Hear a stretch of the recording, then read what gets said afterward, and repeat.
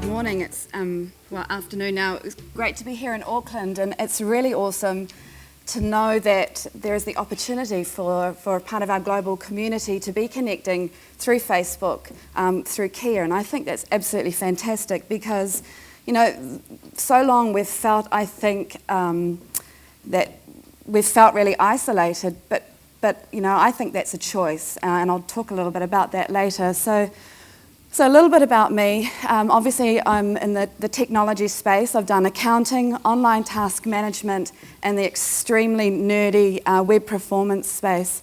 So I really enjoy sitting in a room full of geeks or nerds and then being able to translate that and take that product to market. Currently, I'm the director of the Kiwi landing pad in San Francisco, and I arrived in San Francisco in late 2011 after Aptimize was acquired by a San Francisco-based company called Riverbed Technology, and they're a massive NASDAQ-listed company.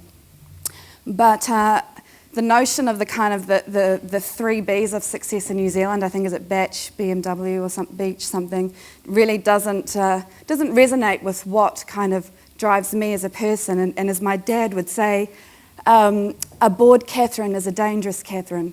And so the landing pad for me really recognises, an incredible opportunity as an entrepreneur to work with, a number of New Zealand, particularly technology companies looking to break into the US market. So this is just a little snapshot, which I think is important to point out. And so the Kiwi landing pad, we're in an area of San Francisco called Soma, south of Market. Now in that 2 kilometre sort of area squared, there is approximately 8,000 startups. And this is a quick slice at the kinds of companies that are around us. And obviously, I've taken some of the more glamorous, Atlassian, Twitter companies as examples, but it's also the 1- and 2-person companies. And these people, they're American companies, but they're also from all around the world. And what we're doing with the Kiwi landing pad is providing, a bricks and mortar space to help our New Zealand technology companies work together, be part of a community to help them launch faster into the market, and critically to help them recognise the one key thing that you need to understand before you launch, or when you're thinking about launching into the US, and that is adapting. So when I moved to San Francisco in November, I think it was November 2011, and I was out walking we brought our Labrador Java over with us, and she'd been out chasing squirrels, and we were on our way home and decided to get a coffee. And so I went into a coffee shop and ordered my latte and gave my name. And then I sort of stood aside and waited for the barista to prepare my coffee. And a couple of minutes later, a coffee pops up onto the counter, latte for effin latte. And I laughed to myself, I'm back in America, the crazy, they name their children after cars, and nothing's that surprising. And anyway, I stood there and waited, and that effin latte got colder and colder, and then I realised, actually, that was me. I had mumbled, Catherine, and they had heard effin, EFFNN. Now, as a tourist, that's okay. You can kind of talk through it and end up having this wonderful conversation about New Zealand and what an amazing country it is. But as a business, that's a critical thing that you need to recognise. You need to adapt so that you are understood. And it really begins at that most basic level. And there is no such thing as the citizen police who are going to come along and say, you are dropping, more R's into your words and you're cutting out S's and putting in Z's. It doesn't exist. The key is recognising that it's different and then adapting to address that.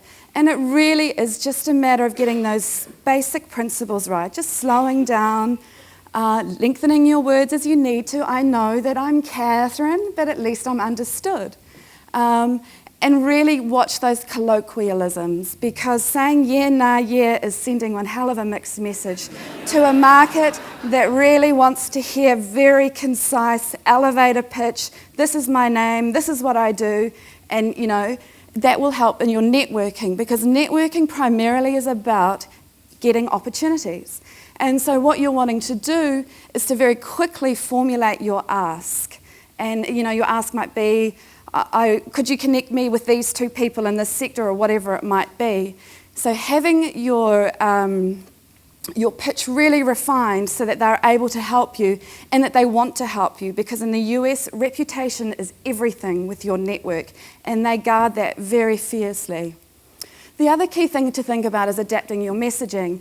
And being back here in New Zealand, I've seen a lot of press around the glass holes, and I'm going to look like a dork, I'll never wear them, I'll walk into a pole, oh my gosh, my privacy.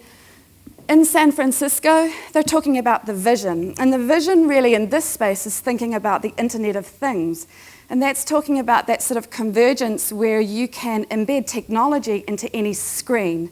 So it's thinking about what opportunities open up, if you can put a screen onto a toaster, or thinking about, the Google glasses, or what those opportunities might open up for you. That's what Wayne was talking about before, being able to see the vision and talk to the vision. You don't have to have a working prototype, but you need to be able to understand where the market is heading. When we were starting Xero 7 years ago, and I was speaking to accountants and business owners and bookkeepers, the notion of the cloud was a very frightening thing to most people, and in fact there was probably less than a handful of accountants at that stage who were willing to put their business data up on the internet. Privacy was a huge issue, and that's 7 years ago. And so at that stage we were selling a vision. We weren't able to sell a product that was feature by feature for benefits, but it was selling that vision, and that's obviously where we are now. The third part to think about is adapting as the market keeps adapting around you. And that's one thing to sort of really understand, that isolation is a choice. Yes, you can be in New Zealand. In Optimize, we were based in Wellington, but our primary market was on the west coast of the US. And when Google came along and said, we're going to set up a $10 billion division specifically for web performance, we're going to be hiring this amazing new VP, and they made an announcement in the press. And in New Zealand, someone tweeted, Google releases mod page speed, aka Optimize, remember them. That was they believed our sort of death knell, when in reality, what Google did, we knew exactly what they were doing. We were very well connected into our market. We knew the person who was getting the job. He'd come from one of the companies in our network. And the reality was they validated our market. There were 6 little startups from around the world doing something similar to what we were doing. But the day that Google made that announcement, there was an article featured in the San Francisco Chronicle. They interviewed Google and their need for speed, so this new vice president. They interviewed one of the head analysts at Gartner, and the third person that they interviewed was the current thought leader and product leader in market, Ed Robinson, our CEO. So it's nothing to do with the fact of where we are physically located. It is about being connected into your market. So the Kiwi landing pad itself is, as I said, it's sort of that bricks and mortar space in San Francisco, but the reality, the real value lies, as we've heard over and over here again today, is in the people. It's in being able to connect with seasoned entrepreneurs and people in your entrepreneurial ecosystem so that you can get to market faster. You can learn these lessons and then you can act upon them. And we have 12 companies in there at the moment. We're actually going to hear from a couple today, which is fantastic. We've had 7 through an entrepreneur program.